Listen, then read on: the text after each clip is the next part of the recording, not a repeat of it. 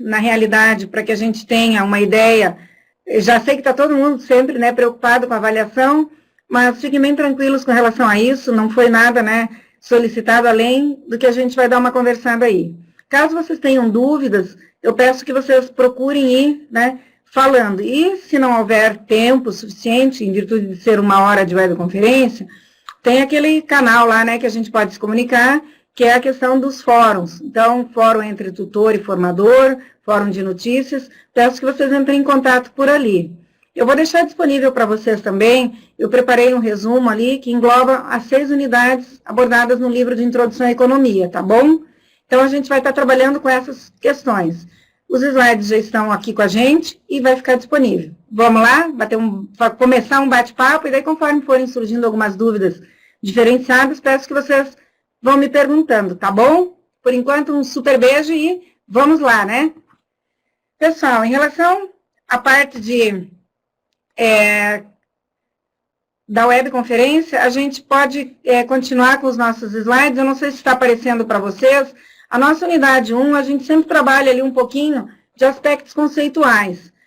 Por exemplo, a gente sempre quer ter uma ideia para que estuda economia. Quase todo mundo me pergunta isso, né? Tarefa difícil. Primeiro, porque a economia está interligada a um sistema, né, mundial, e no qual nós fazemos parte desse contexto. Qual o contexto? Como que a gente aloca recursos, né, que são escassos, aliado às nossas necessidades, que são, assim, imensas. A gente sempre tem vontades crescentes, constantes e ilimitadas, o que é um ponto positivo, às vezes, e, por outro lado, na visão de governos, isso é um ponto negativo. Então, eu deixei ali para vocês, na parte de slides, o que vem ser a economia? De uma forma geral, a gente sempre comenta que a economia é uma ciência social que estuda os fenômenos de escassez. Por que estuda fenômenos de escassez? Porque, na realidade, se a gente for observar, cai naquilo que eu comecei conversando com vocês agora. Os recursos, as fontes de recursos são escassas. Por exemplo, água é um bem escasso, minérios são bens escassos, o próprio dinheiro é um recurso escasso. Então, como é que a sociedade gerencia isso? Por isso que fala em contexto social, porque fala do quê? Como são as decisões, ou como serão as decisões que os governos, em suas épocas de mandato, de candidatura, tomam as decisões pautadas em atender o bem-estar da sociedade. Então, é isso que se espera, normalmente, dos governos, que haja um bem-estar relacionado à sociedade. No que diz respeito à economia como palavra, a gente sempre diz que a economia vem de uma fonte maior, que seria oikosnomia, ou seja, da palavra grega, se originou, que é como se administra um lar, ou quem administra um lar. Entendamos, ou devemos entender, que quem administra o lar são os governos, nas 3 esferas, municipal, estadual e federal, sendo que a instância maior é a instância federal. Agora, vamos nos colocar assim, né, na posição de aquele que administra o lar. Imaginem a gente, cada um de nós na sua casa, sejamos nós ou alguém que gerencie ou que tome as decisões de como que vai gastar aquilo que ganha e como que vai alocar isso. Porque o que ganha sempre é pouco em relação àquilo que ele precisa gastar para atender e satisfazer as suas necessidades. Então, para o governo também funciona assim. Então, essa é a ideia de gerenciamento e para isso serve a economia. Vocês vão observar que, aliado a essa questão de gerenciamento, de tomada de decisões, de como administrar o lar, surge um contexto maior, que chama-se necessidades humanas. O que vocês entenderiam por necessidades humanas? Na realidade, tudo aquilo que diz respeito a necessidades humanas está um pouquinho aliado também, acho que vocês já devem ter visto, se não ouviram, vão ver, e tem uma interdisciplinaridade muito grande com os aspectos de administração. A questão principal de o quê? Necessidades é teoria de Maslow. Normalmente as pessoas, quando atingem a sua satisfação, fazem algo que faça com que elas se sintam bem, que tenham um bem-estar, elas passam para um nível superior. Por isso tem a chamada pirâmide de Maslow, que as pessoas normalmente procuram saciar e atender às suas necessidades básicas. Assim que estas estão satisfeitas, eles passam para níveis superiores, o que para alguns, às vezes, passa a ser até uma questão de atender desejos e necessidades supérfluas. E depende de cada um, né? Então, a economia é quem tenta administrar esses desejos aí, né? E atender às necessidades, deixando as pessoas mais felizes ou não. Diante disso, a gente sempre fala assim, se vocês forem acompanhar depois dentro do material que foi disponibilizado para vocês, que é o livro de Introdução à Economia, vai ter lá o que a gente chama de processo de tomada de decisões. E ela envolve ali 4 princípios. Quais são esses princípios? O primeiro deles, a gente sempre fala assim, em economia, nada é de graça. Nada. Mas não é só em economia. Se nós formos observar até mesmo no nosso lado pessoal, tudo aquilo que eu deixo de fazer para fazer uma outra coisa, eu estou abrindo mão. Então, por isso que a gente diz, a gente sempre tem que fazer escolhas. O que eu vou escolher que me satisfaça mais do que aquilo que eu estou deixando de fazer. E ninguém escolhe algo que não vai ter um benefício. Vocês têm que convir comigo. Então, a gente normalmente escolhe aquilo que vai me trazer uma satisfação maior, tá? O segundo é o custo real de alguma coisa, é o que o indivíduo deve despender para adquiri-lo. Quando a gente está falando isso, cai naquilo que a gente comentou ainda agora no primeiro princípio, que nada é de graça, que a gente precisa fazer escolhas. A gente está atrelando a isso, e isso tem um nome, chama-se custo-oportunidade. O custo-oportunidade, normalmente, é aquele custo que eu acabei de comentar. O que vai me dar maior benefício? Estudar ou dormir? Pode ser uma comparação boba, mas, dependendo da empresa, ela pode fazer uma escolha maior, ou do governo, invisto em saúde ou invisto em educação. A gente sempre diz assim, eu, quando dou essas opiniões, os meus alunos sempre acham que eu sou meia maluca, né? Acho que vocês vão notar que tem uma certa razão de ser. Significa dizer nada mais, nada menos do que, na minha visão, o mais importante é a educação. Porque se vocês não formarem, ou se o governo não formar bons profissionais na área, como é que ele, né, vai atender a área da educação? Ou seja, a área da saúde, perdão. Então, se vocês observarem isso, a gente só muda essa visão se for necessário, no meu caso, utilizar um sistema único de saúde e eu não for bem atendida. Daí a minha prioridade deixa de ser a educação e passa a ser saúde. Agora, vamos imaginar que a arrecadação do governo é pautada na tributação, em uma das situações. Imaginem, o que é que eu decido? Isso que a gente está pegando apenas 2 exemplos, né, simplificados. Mas tem segurança, tem infraestrutura de pavimentação, saneamento, então, distribuição de renda. Então, o governo sempre tem várias decisões para tomar com uma entrada de recursos limitada. E a gente não pode deixar de lado, e também não tem como não falar, a questão dos desvios por corrupção, mau emprego de verbas públicas, enfim. Então, essa é a ideia, tá? Então, por isso que é o custo-oportunidade. O que é que eu escolho que vai causar uma maior satisfação? Se nós pensamos assim, os governos também precisam pensar. O terceiro diz o seguinte, as pessoas são consideradas racionais, e por isso elas pensam nos pequenos ajustes incrementais e de todas as suas decisões, nos ganhos adquiridos em função das suas escolhas. Quando a gente fala que as pessoas são racionais, significa dizer que elas pensam através de incentivos, elas pensam na margem e reagem a estímulos, que é o nosso quarto princípio e que também complementa esse daí. Então, todas as pessoas, ao pensarem, vão fazer as suas escolhas pautadas naquilo que lhe traz maior benefício. O quarto princípio que eu comentei com vocês, que é um complemento desse terceiro e também dos outros 2, as pessoas reagem a estímulos. Como elas tomam suas decisões levando em conta os benefícios e os seus custos, qualquer alteração nessas variáveis pode alterar o comportamento da sua decisão. Significa dizer, pessoal, que assim, quando o governo, por exemplo, diminui o imposto de um determinado bem, produto ou serviço, ele incentiva as pessoas a comprarem mais daquele bem. Por quê? Porque necessariamente, ou não, depende da empresa, as empresas não aumentam ou diminuem o valor final desse produto, fazendo com que a pessoa tenha mais interesse, vontade e disposição de adquirir esta situação. Então, por isso que a gente diz que as pessoas são racionais e pensam na margem, porque elas reagem a estímulos e a desestímulos. Se por qualquer outro lado, agora a gente está vivendo um caso bem típico. O governo está com um aumento elevado aí da taxa de juros, vai fazer desde praticamente novembro, que a taxa básica de juros da economia, a Selic, vem aumentando, estava em 8%, fechou em 11%, e isso gerou impacto no quê? Na disponibilidade de crédito para as instituições financeiras, as quais emprestam recursos para empresas e unidades familiares. Isso faz com que eu pense na margem, eu sou racional. Se eu vou pagar mais juro para tomar um recurso, não, então eu vou segurar, eu vou esperar, não vou investir, não vou gastar. Então as pessoas reagem a isso. E o governo pensa dessa forma. Qual é a adoção de política que eu faço? Eu tomo uma decisão, baseada naquilo que eu vou ter o reflexo. Ele consegue segurar o quê? Principalmente através dessa política? Inflação, por exemplo.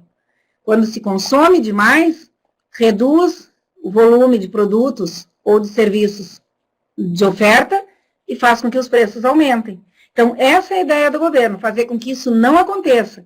Consegue? Claro que consegue. Mesmo, né, que a duras penas que os consumidores acabem sentindo.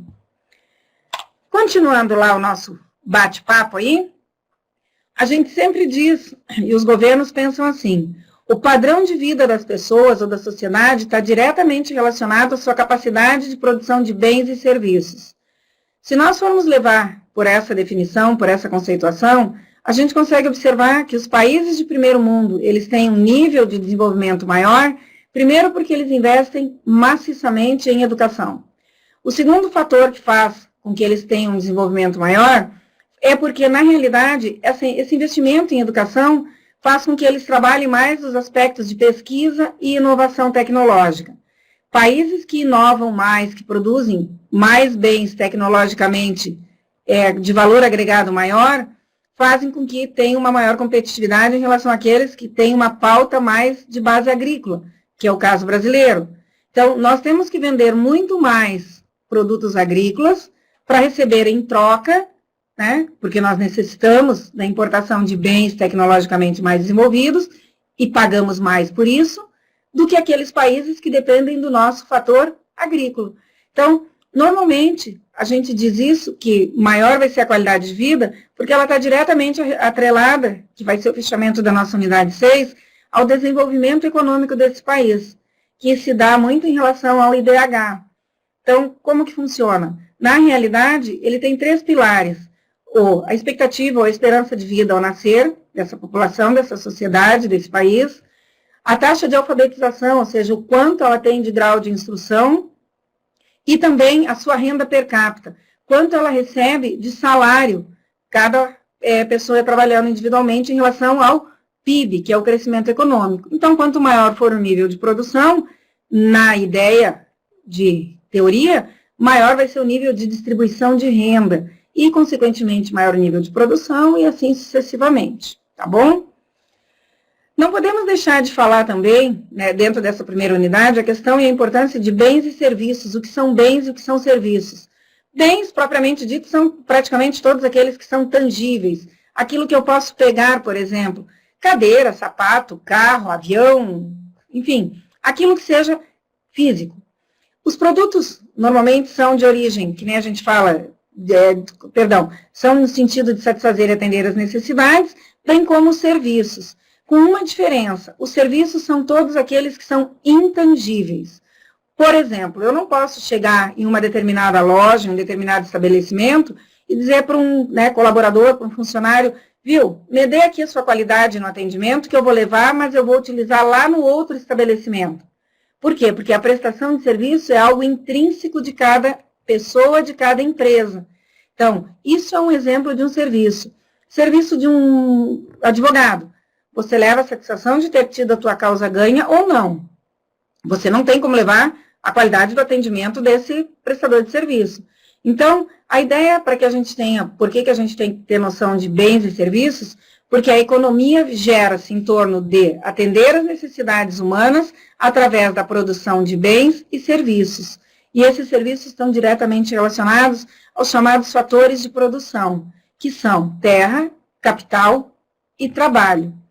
A gente sempre diz que eles inserem dentro do capital não somente o capital financeiro, mas também capital tecnológico, máquinas e equipamentos, capital de conhecimento, que hoje é uma coisa extremamente importante, onde as empresas percebem que o ativo, né, maior que elas têm dentro das organizações são a mão de obra daquele colaborador, como gerenciar essa mão de obra para que ela tenha um nível de produtividade maior e com isso gere melhores resultados. Então essa é a ideia. Pessoal, todo mundo tranquilo por aí? Vão dando notícias, feito? A gente tem também, se nós falamos em recursos ou fatores de produção, o que a gente chama de, necessariamente, os agentes econômicos. Quais são os agentes econômicos que nós trabalhamos normalmente, que fazem parte do cotidiano de todos os países? São as empresas, as unidades familiares, ou seja, os consumidores, o governo e o resto do mundo. No que diz respeito a empresas e família, são essas que atuam dentro do mercado na parte de comercialização, de compra e venda. O governo, ele entra muitas vezes interagindo direto ou indiretamente. Ele normalmente até deixa, de alguma forma, que as pessoas e que as empresas atuem. Ou seja, eu produzo, coloco no mercado, a pessoa vem, tem interesse, disposição e vontade de compra, e o mercado vai se autoajustando. A única coisa que a gente não deve levar muito em consideração, embora também exista, é que de uns tempos para cá, principalmente, né, na história contemporânea, a gente percebe que o mercado por si só não se autoajusta mais. Por quê? Porque o nível de concorrência aumentou, seja na produção de bens ou na prestação de serviços. Então, isso faz com que, cada vez mais, eu, consumidor, eu, unidade familiar, possa escolher aonde eu quero comprar, aonde eu quero ser atendido. Então, faz com que haja uma maior disputa nesse mercado.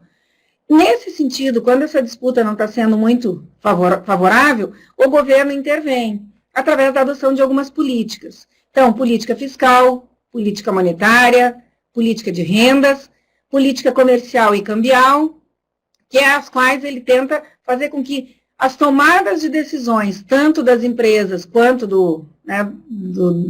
unidade familiar, do consumidor, passem a ser pautadas de uma forma coerente, que eu não produza demais e fique sobrando, e que eu não incentive a produção de menos, e daí não tenha e haja escassez. Então, essa é a ideia.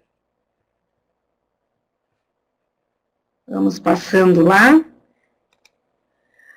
Pessoal, com relação à unidade 1, que era uma ideia inicial de conteúdo, de ideias mesmo, eu peço que depois, até pelo tempo que a gente tem, vocês deem uma olhadinha a mais ali. Mas a ideia principal era pequenos conceitos e definições para vocês entrarem nesse cenário do economês, como a gente fala, para terem uma ideia geral aí. Se precisarem de alguma coisa, me perguntem. A gente vai entrar agora um pouquinho aí na unidade 2, que fala sobre a evolução do pensamento econômico. Aquilo que eu percebi que foi um pouco repetitivo em relação ao que eu falei de forma ampla na unidade 1, eu vou minimizando a fala, tá bom?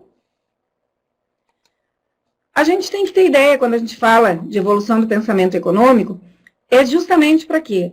Foi a partir dessas ideias, dessas situações que ocorreram em tempos bem remotos, que surgiram os principais fatos da economia atual. Então, dentre as primeiras doutrinas econômicas, a gente tem lá o que a gente chama de mercantilismo. Então, na realidade, elas tinham ideias bastante protecionistas nesse período. Por quê? Porque elas foram desenvolvidas em vários países e eles normalmente trabalhavam em função do interesse de cada nação. Bem diferente do mundo, um contexto de mundo atual, onde há um interesse maior pelo comércio entre as nações. Até porque, se a gente for falar, a gente puxa um pouco do gancho lá, da parte da unidade 5, que fala de noções de comércio internacional, a gente sempre diz assim, há um interesse muito grande que, já desde 1776, quando Adam Smith preconizou ou disse que era muito importante que houvesse a participação ou comércio entre as nações, mas desde que cada uma se especializasse na produção do bem, no qual ela tivesse uma intensividade do fator de produção de mão de obra, ou seja, que aquele trabalhador, quantos trabalhadores seriam necessários em uma hora para a produção de um determinado bem, em relação a outro país. Então, os ganhos eram nesse sentido. Alisson, com certeza, os slides vão ser disponibilizados posteriormente para vocês estudarem também, fiquem bem tranquilos, tá bom? Que é um resumão do livro, dá para vocês estudarem tranquilamente por ali, ok? Então, a ideia mais ou menos é essa, que vocês, do mercantilismo. Na sequência, ainda dentro do mercantilismo, surgem os pensamentos da chamada escola fisiocrata, que era a questão do poder da natureza. Então, fisiocratas, né, não acreditavam que uma nação pudesse se desenvolver mediante apenas o acúmulo de metais preciosos e os estímulos diretos, no caso, ao comércio. Acreditavam ser também necessário investimento na produção. Isso explica bastante, se a gente for observar, no que diz na sequência lá no material, não na produção industrial ou comercial, mas na produção agrícola, pois somente nessa eram possíveis a geração e ampliação de excedentes. Vejam como nós, brasileiros, daí seríamos extremamente beneficiados, se nós continuássemos em um contexto da escola fisiocrata. Só que foram percebendo, principalmente os grandes países, os países de primeiro mundo, que o processo de industrialização faria com que um beneficiamento dos bens, por exemplo, de origem agrícola, trouxessem valores agregados, ou seja, mais dinheiro para os cofres públicos. Então, essa era uma ideia, tá? Então, para nós, seria uma vantagem. Já no sentido, aí na sequência, por isso até que nós aqui no Brasil tivemos uma chamada industrialização tardia, e esse foi um dos fatores que fez com que nós continuássemos por um bom tempo, chamado país subdesenvolvido, não que hoje nós sejamos país de primeiro mundo, mas o nosso nível de desenvolvimento se ampliou em muito em relação às décadas passadas. Hoje o nosso processo industrial é extremamente, né, vantajoso, competitivo em relação aos demais países. Claro que, de alguma forma, dependemos bastante da matéria-prima, de insumos, para que possamos, muitas vezes, finalizar os produtos aqui produzidos. Mas o grau de competitividade não fica nada a desejar aos países de primeiro mundo. Entra ainda na sequência, dentro da questão do pensamento econômico, ou da teoria do pensamento econômico, o que a gente chama de teoria do liberalismo econômico. Primeiro, qual era a ideia e qual, né, o princípio dessa teoria? Essa teoria dizia o seguinte: a ideia central do liberalismo econômico é a defesa da emancipação da economia de qualquer dogma ou de qualquer patamar externo a ela mesma, ou seja, eliminação de interferências provenientes de qualquer meio na economia. Normalmente, essas teses foram criadas para combater o mercantilismo, justamente para dizer o quê? Tem que haver a necessidade de comércio entre as nações. Esse era o principal foco do liberalismo econômico. Ainda dentro da questão dos princípios, né, da teoria do pensamento econômico, a gente tem algumas teorias, a chamada escola clássica, que foi justamente com Adam Smith e Davi Ricardo, os principais pensadores econômicos.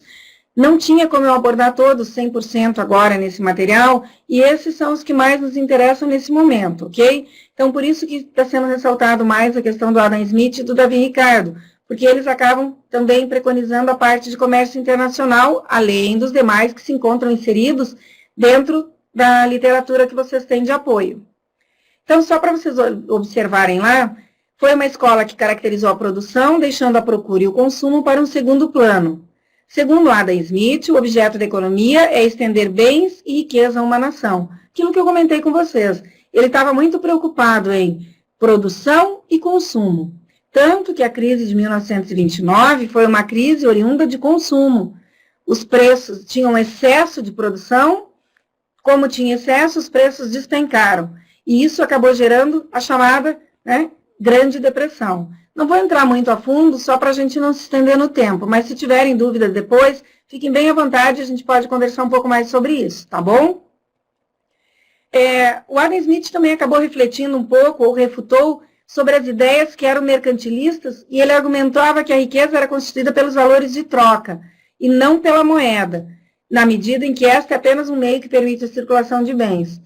Vejam como mudou esse cenário, né? Hoje a gente considera, quando a gente vê a parte de teoria monetária, a moeda é o produto dos bancos, ou seja, é o ativo que faz com que haja uma troca igual. Até porque na época de escambo, se vocês forem fazer uma análise, devia haver um interesse mútuo, né, das pessoas. Tanto que algumas literaturas de economia falam o seguinte: se eu detinha produção de galinhas e uma outra pessoa era alfaiate, a gente podia trocar. Mas imaginem vocês, na realidade eles estão citando exemplos, por exemplo, de alimentos e vestuário. Normalmente a pessoa se veste aí uma vez, 2 vezes por dia, troca de roupa uma vez, 2 vezes por dia, e não compra roupa todos os dias. Em contrapartida, ela se alimenta, no mínimo, vamos por aí, o ideal seria a cada 3 horas, mas vamos supor que ela faça 3 refeições no dia. Vocês imaginem, teria que haver uma necessidade muito maior, né, de pessoas querendo vestuário para poder haver a troca. Então, isso acabava sendo um fator complicador. Esse foi um dos motivos, inclusive, da criação de um ativo que pudesse simplificar o processo de troca. Então, a ideia era essa. Para vocês terem ideia, até hoje, por algum motivo, acontece, não de uma forma tão assim explícita, mas o Adam Smith acreditava que a natureza era o melhor guia do homem e que a providência divina dispôs as coisas de tal forma que, se os homens forem deixados livres para buscar os seus próprios interesses, eles naturalmente agirão favorecendo o melhor para a sociedade, pois, mesmo os mais gananciosos dos motivos, levariam frequentemente aos mais favoráveis os resultados para todos. Vamos simplificar isso, que eu diz lá no livro. A mão invisível de mercado significava exatamente isso. O mercado por si só se autoajustava. Tudo que fosse produzido, né, praticamente, o que Jean Baptiste Say também falava, a oferta cria sua própria procura. Já Adam Smith dizia, a mão invisível, o mercado vai se autoajustar. Se você colocar batatas para vender, alguém vai lá e vai comprar as batatas. Tudo vai ficar resolvido. Se você aumentar muito o preço, as pessoas compram menos. Se você baixar muito o preço, elas compram demais e você fica sem o produto. Então, ia existir um equilíbrio tal de mercado que ia fazer com que você não ia aumentar o preço demais se é vendedor e você, consumidor, não ia comprar demais se o preço estivesse muito baixo. Então, a lógica da mão invisível, de alguma forma, ainda existe.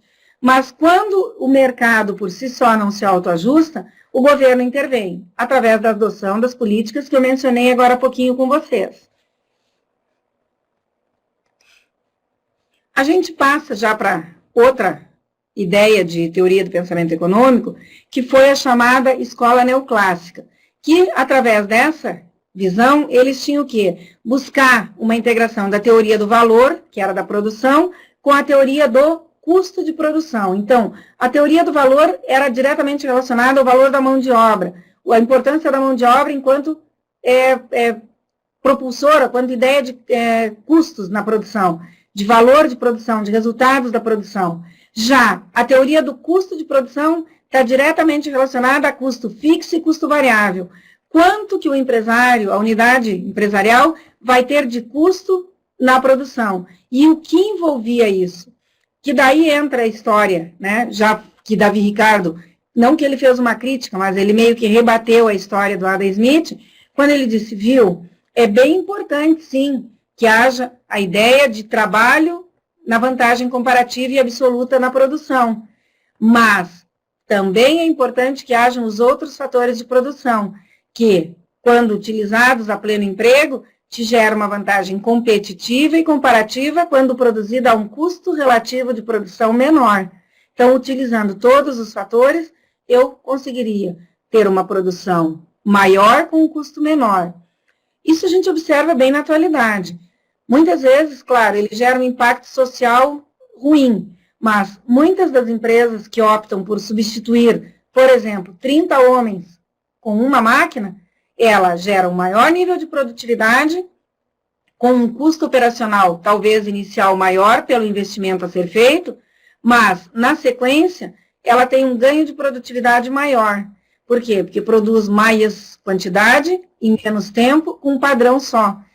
Torno a dizer que isso tem um impacto social. O desemprego da mão de obra, que gera perda de renda, gera menor nível de produção, porque essas pessoas sem renda não consomem, então tem esse impacto também. Infelizmente, a gente tem que trabalhar com os dois lados.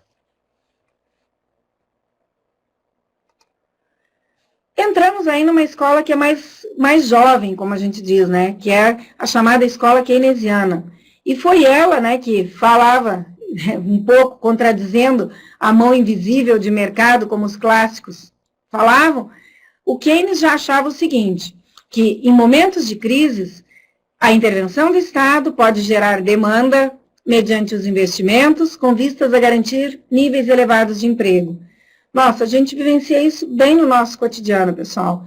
Percebam que o governo, o tempo inteiro, ele interage, seja através, que nem eu comentei com vocês, do aumento ou da redução de um imposto, seja através de subsídios à agricultura. Agora mesmo está tendo subsídios para a linha de Pronaf, que é diretamente relacionada à agricultura familiar.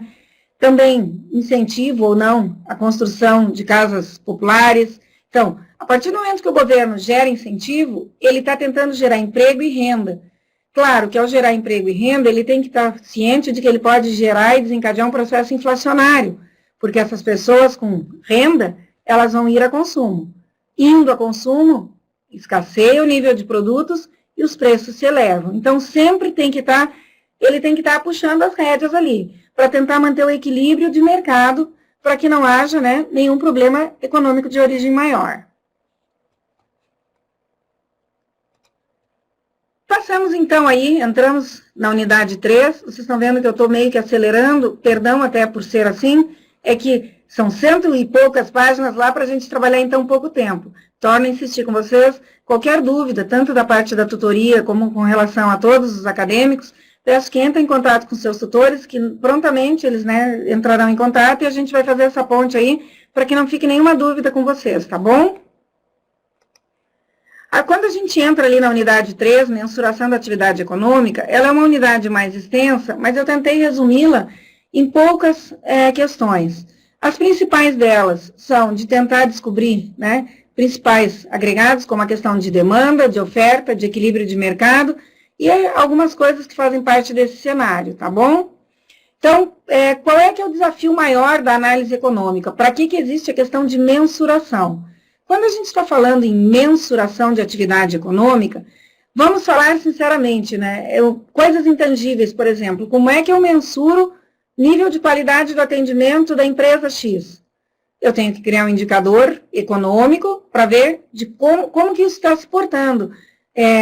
A gente faz isso quando tem o censo lá, né? O IBGE faz aquela pesquisa de censo para passar para a ONU ou para o mundo como que está o grau de desenvolvimento econômico do país. Então, ele criou um indicador que vai até 1, é o máximo esse indicador.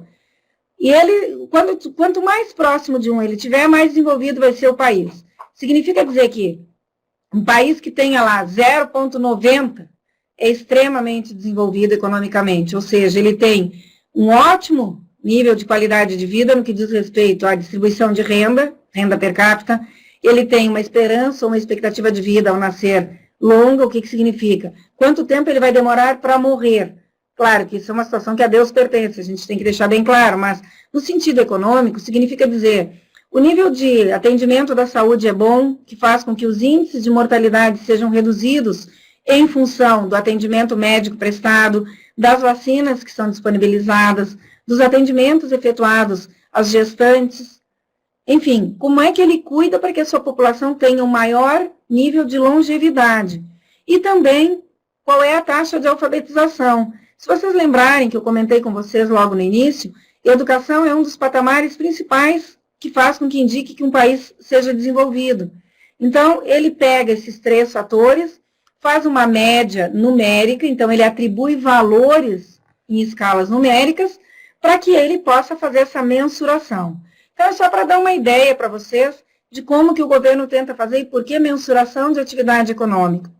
Para que ele pudesse fazer isso, ele criou os chamados modelos econômicos, ou a construção desses modelos econômicos, que nada mais são do que o quê?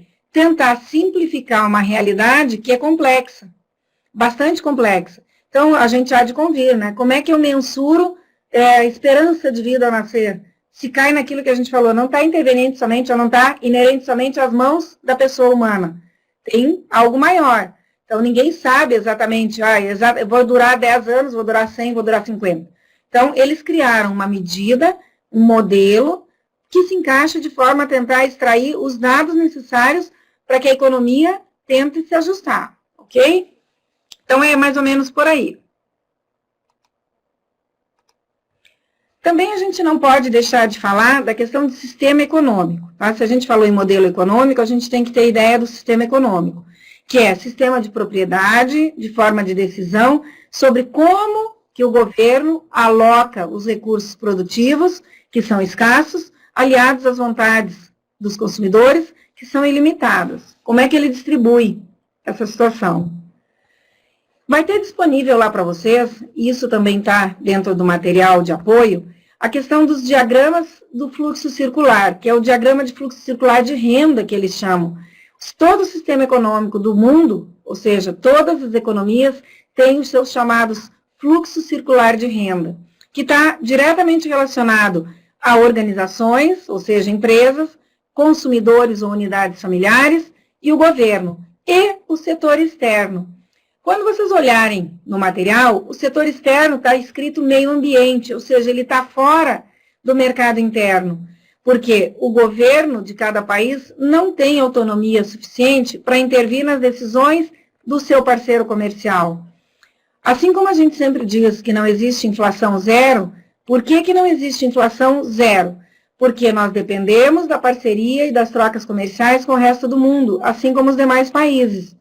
Imaginem se vocês desde que se conhecem por gente e lidam com valores monetários, tivessem salários e preços congelados. Nada subiu, nem teu salário, nem preço de nada. Só que lembrem que isso não poderia acontecer, porque nós dependemos da importação de matéria-prima na utilização, né, da fabricação dos nossos produtos aqui internamente.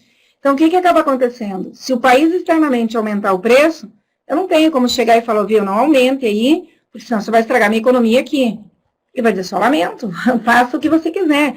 Eu tenho que cuidar da minha economia. Então, é esse um dos fatores que sempre no fluxo circular da renda, o meio ambiente ou o setor externo vai estar de fora, porque nós não temos como intervir, ok?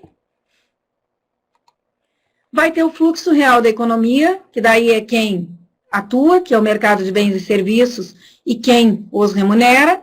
Então, as empresas remuneram as famílias, as quais compram dessas empresas, e cria-se o fluxo circular de renda. No caso, o fluxo real. E o chamado fluxo monetário, daí é como e quem paga. Então, as famílias recebem das empresas os valores. Por exemplo, se eu presto uma mão de obra, eu recebo em troca salário. Se eu empresto um dinheiro, a instituição financeira que me emprestou recebe os juros. As empresas esperam receber, em troca da sua prestação de serviço ou do seu produto, os lucros. E o governo espera receber as rendas pelas cessões e das propriedades da terra. Então, a ideia é essa. A gente sempre pode dizer que o sistema econômico, ele sempre vai ser uma relação direta entre a relação técnica básica e a institucional, e que organiza o sistema, né, ou a economia social. Só que tem alguns fatores, e isso é bem importante vocês guardarem, quero que guardem com carinho, que toda a economia, tudo que a gente falou até agora e o que a gente vai falar para frente, está pautado em alguns questionamentos. Então, são eles: o que e para quem produzir, quanto produzir e quando produzir. Se a gente for observar, as empresas vivem nesse sentido, o governo estimula isso. O que produzir? Eu posso definir, vou produzir chapéu. Para quem que eu vou produzir? Para quem quer comprar chapéu. Quanto que eu vou produzir de chapéu? Ah, eu dependo muito do quê? Do número de concorrentes que eu tiver, do local onde eu vou vender os chapéus, se tem público-alvo para eu vender esses chapéus. Enfim, tudo tem que haver uma pesquisa de mercado, tem que observar como que se comporta, de um lado, a produção e, de outro lado, o consumo. Claro que a produção está diretamente relacionada a esse nível de consumo. E o governo, muitas vezes, interage tentando equacionar isso daí, tá? Então, a ideia é essa.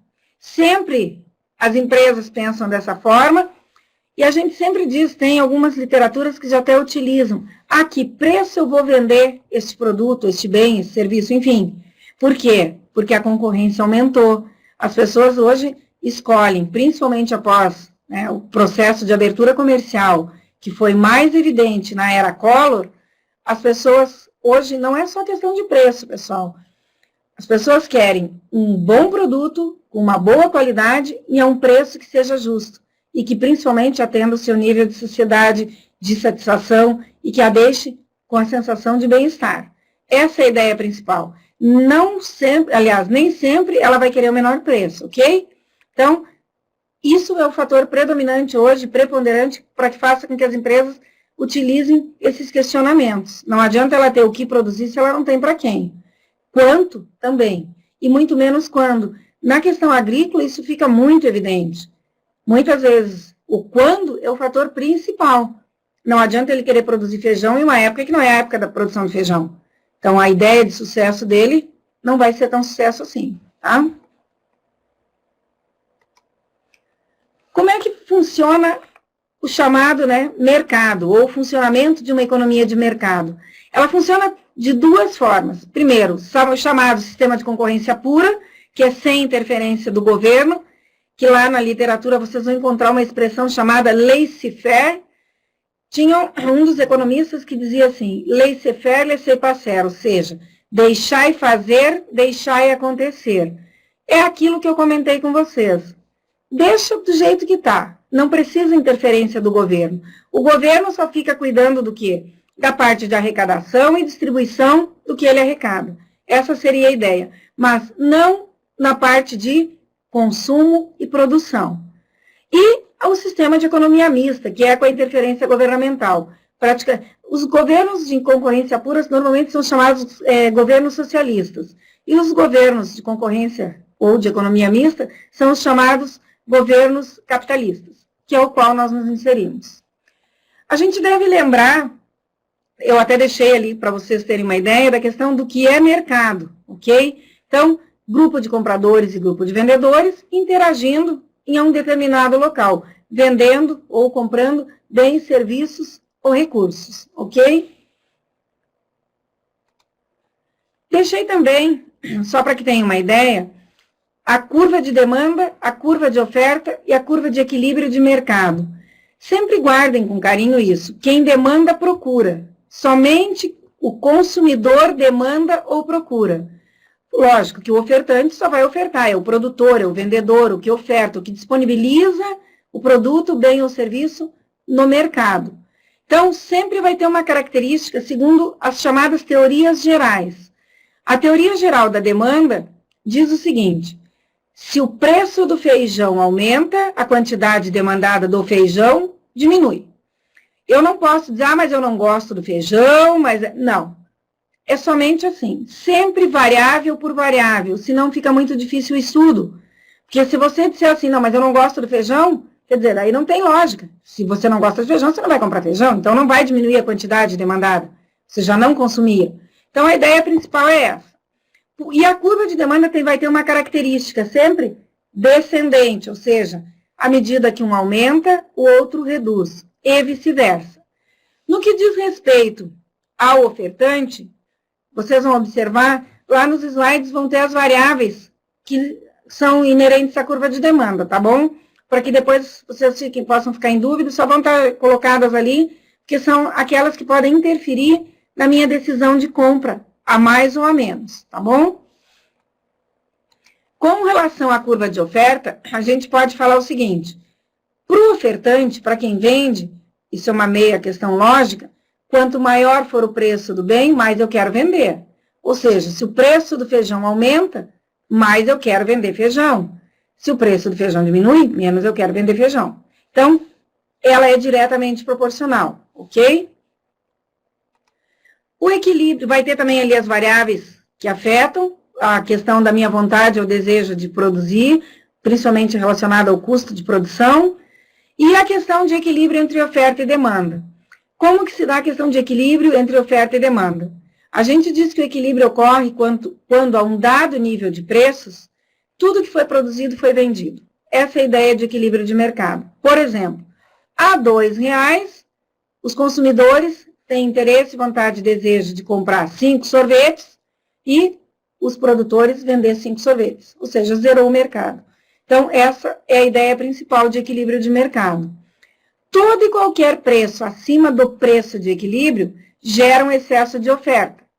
Todo e qualquer preço abaixo do preço de equilíbrio gera um excesso de demanda.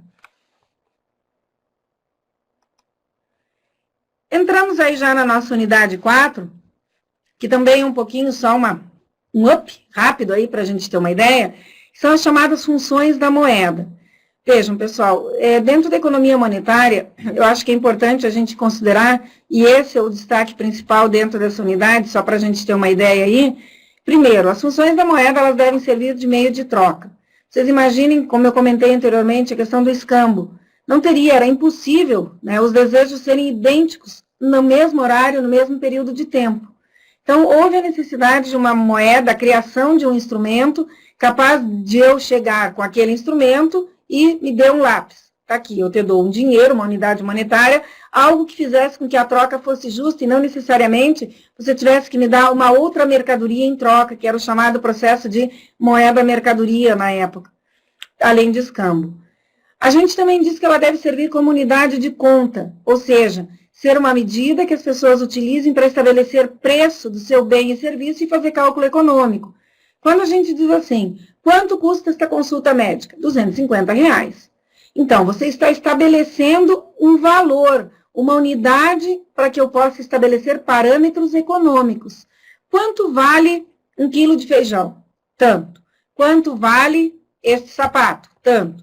Então, a ideia sempre é qual o valor econômico que eu posso trocar por algo que seja, né, diferenciado da moeda em si.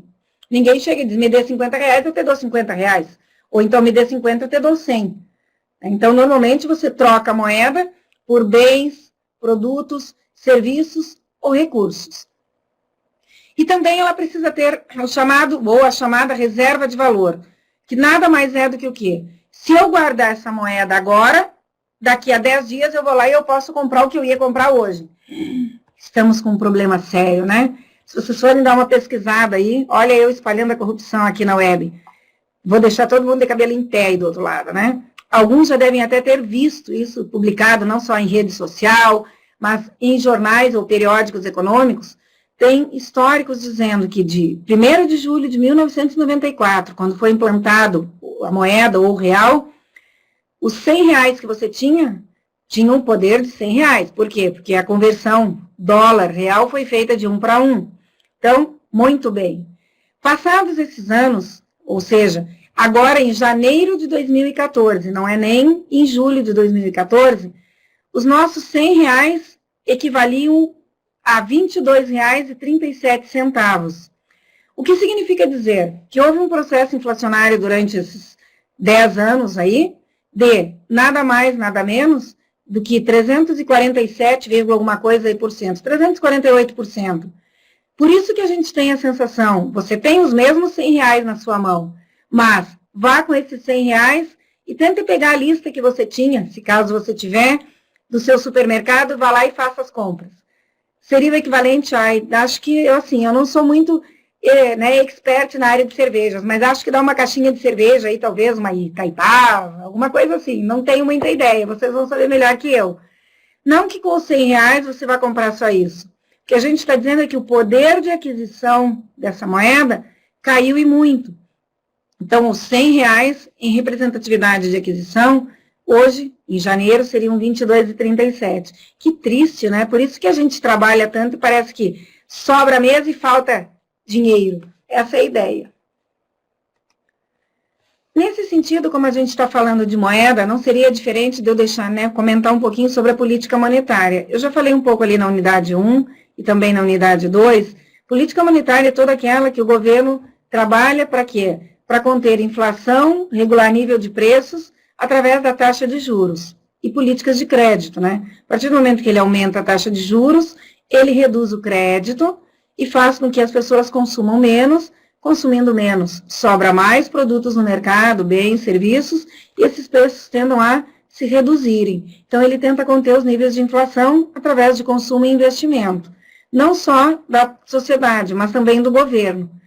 Nós estamos amargando aí processo inflacionário devido ao estímulo econômico que houve nos anos de 2012 e 2013, no incentivo da aquisição do programa Minha Casa Minha Vida. Ou seja, a construção civil é um dos maiores termômetros que a gente tem relacionados ao crescimento econômico, porque ela emprega desde a mão de obra chamada chão de fábrica, até a mão de obra de nível superior. Então, ela tem várias distribuições de rendas, fazendo com que as pessoas consumam vários produtos, então gera um processo econômico bem acelerado.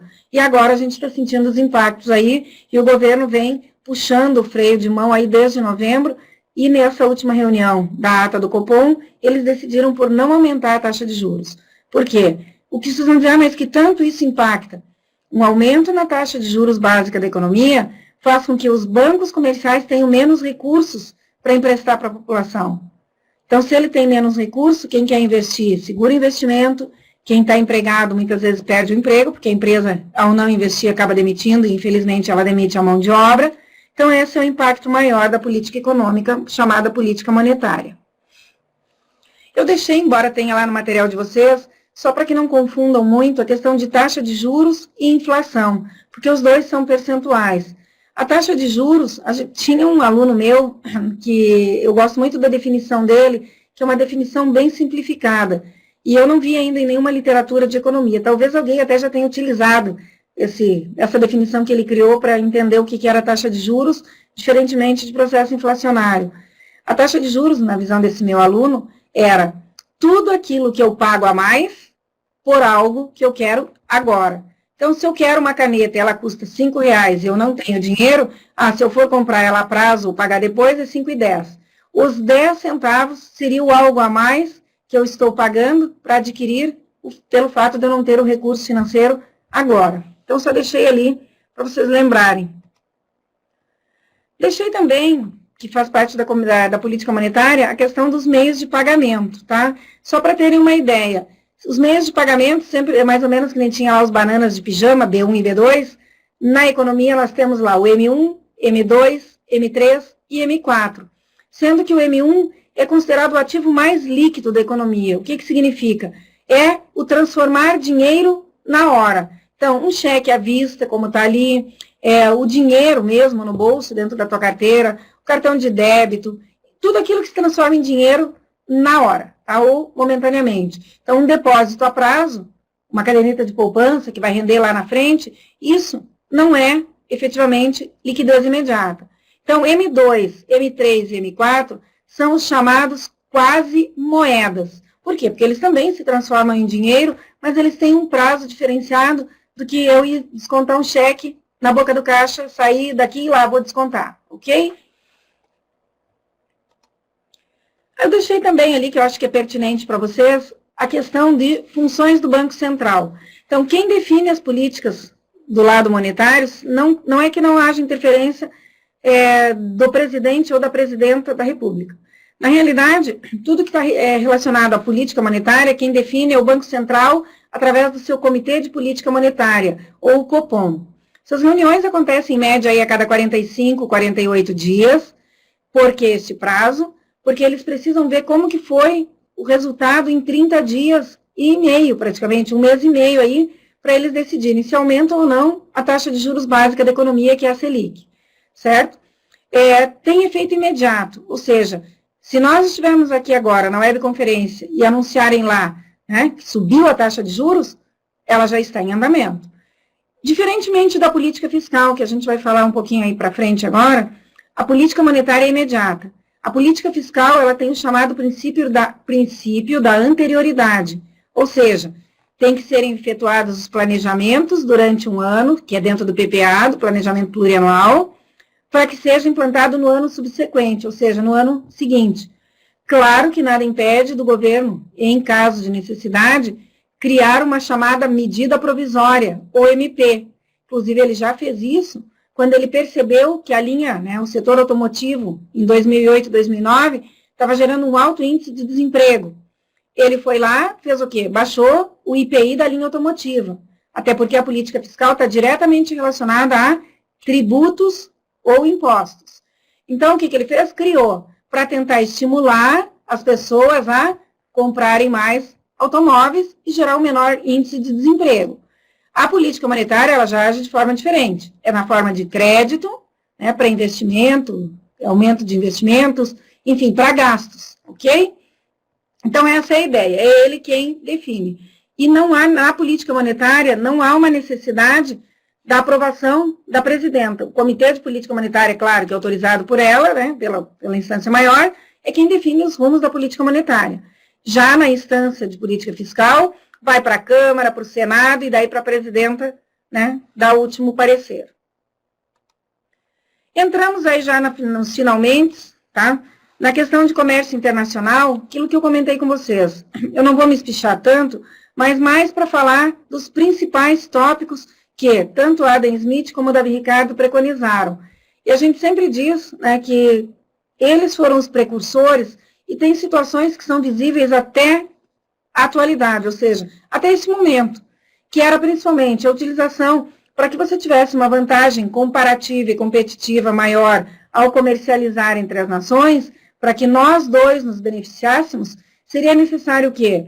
Que cada um se especializasse na produção do bem, o qual ele tivesse uma maior vantagem. Por exemplo, se eu tenho maior intensividade na produção de bens agrícolas e você, meu parceiro comercial, tem uma maior intensividade na produção de sapatos, por que não eu produzir os bens agrícolas, sei lá, vinho, e você produzir sapatos, e nós trocarmos entre nós? Eu vendo vinho com preço menor para você, você me vende sapatos com preço menor, e nós ganhamos. Ao invés de eu produzir vinho e sapato, que são coisas, áreas diferentes, eu tenho que capacitar, treinar, ter produção nas duas áreas, especializada, treinada e qualificada, e você também, e nós dois saímos perdendo. Então, tanto Adam Smith quanto Davi Ricardo tiveram essa postura, ou seja, criaram esse postulado, com uma diferença, pessoal. Adam Smith achava que o principal era o valor chamado trabalho.